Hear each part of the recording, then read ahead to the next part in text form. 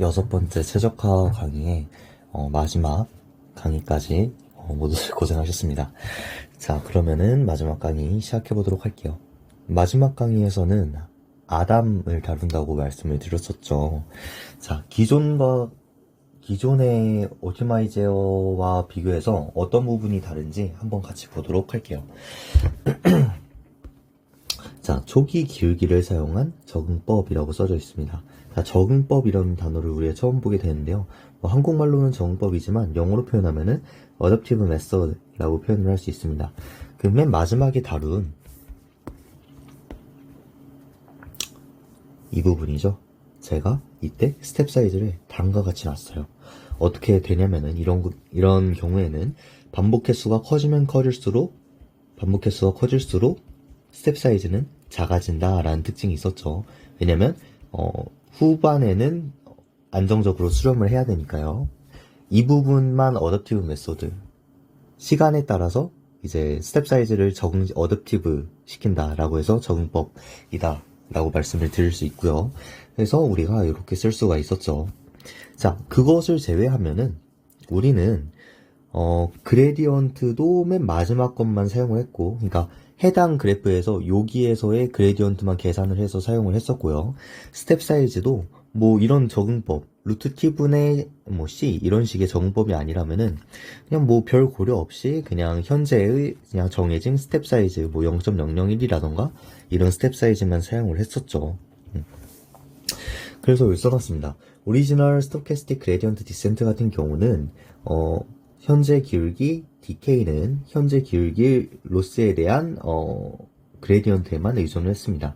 자, 하지만 아담 같은 경우에는 스텝 사이즈랑 그레디언트를 맨 마지막에서 계산한 것을 사용하는 것이 아니라 전부 다 이용을 해가지고 우리가 로스에 대한 모든 정보를 사용을 해가지고 업데이트를 한다라는 겁니다. 자, 한번 보도록 할게요. 아다그레드랑 RMS 프롭이라는 게 있어요. 자, 따로 설명은 안 드렸지만 프롭스, 그 다음에 여기 전에 모멘텀, 우리가 배웠던 모멘텀이 있고요. 자, 요런 식으로 이제 뭐 발전이 됐다라고 생각을 하시면 될 것 같습니다. 요거 같은 경우는 요거는 여기서부터는 그레디언트를 계속해서 변경을 시켜줬었죠. 왜냐면은 이전에 있던 방향을 그대로 추가시키면서 우리가 업데이트를 시켜줬었습니다. 여기는 그러면은 그레디언트를 날아가면 안 되는데 말이죠. 그레디언트를 변경시켰다. 다시 한번 써볼게요. 모멘텀, 그 다음에 RMS 프롭스, 그 다음에 아다그레드.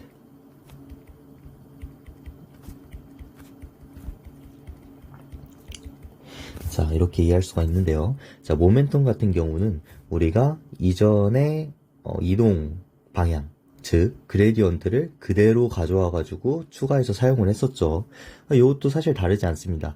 아담에서 추가적으로 설명을 드릴게요. 어떤 부분이 다른지.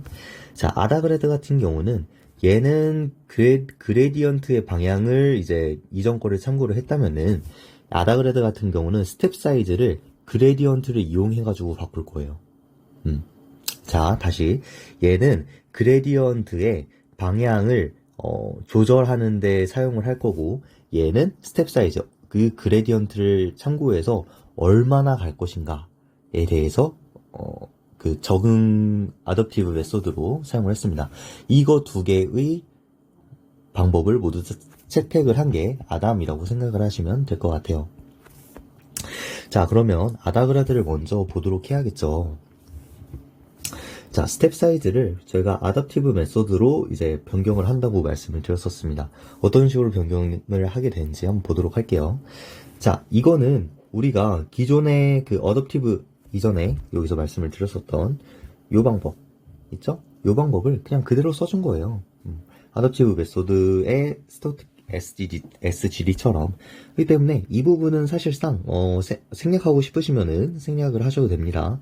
그래서 어떤 식으로 되냐면은 시간이 지나면 지날수록 SGD는 그 안정적으로 수렴을 해야 되니까 스텝 사이즈를 점점 줄여가는 방식으로 얘는 업데이트가 되겠죠.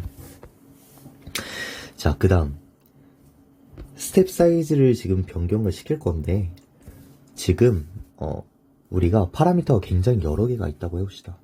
일단 간단하게 이변수 함수로만 해볼게요. 이런 식으로 된다고 해봅시다. 자, 이때 우리가 한번 업데이트를 할 거예요. 뭐 x는 뭐 2에서 시작한다고 y는 1에서 시작을 한다고 해봅시다. 그러면은 여기서 그레디언트를 구해가지고 업데이트를 하겠죠. 그쵸? 자, 그 업데이트가 됐을 때의 그레디언트에 이전 것들을 다 저장을 합니다. 다 저장을 해가지고 해당 그레디언트를 전부 다 제곱해가지고 썸을 해줄 거예요. 썸을 해줄 거예요. 자, 이때 디아그, 즉 디아고널 매트릭스, 대각행렬 같은 경우는 다른 변수에게 영향을 주지 않기 위함이에요. 왜냐면은 자, 여기에서의 그레디언트만 제곱을 해서 영향을 줘서 지금 x에 대해 스텝 사이즈를 조절을 해줄 거고, y에 대한 그라디언트만 제곱해서 더해줌으로써 y에 대해서만 영향을 주도록 업데이트를 할 겁니다. 아, 그렇다면은 왜 이런 식으로 업데이트를 하냐? 자, 일단 기본적으로는 그런 생각이 있어요. 그레디언트가 컸다면은 큰 업데이트가 있었겠죠. 이전에 큰 업데이트가 있었겠죠. 하지만 그레디언트가 작았다면은 그렇게 많은 업데이트가 다른 변수에 비해 많지는 않았을 거예요. 그쵸? 자, 그레디언트가 작았으면은 여기 아래 항이 어떻게 돼요? 작아지겠죠? 아래 항이? 분모가 작아지겠죠? 그쵸? 그러면은 전체적으로 얘가 커지게 되겠죠.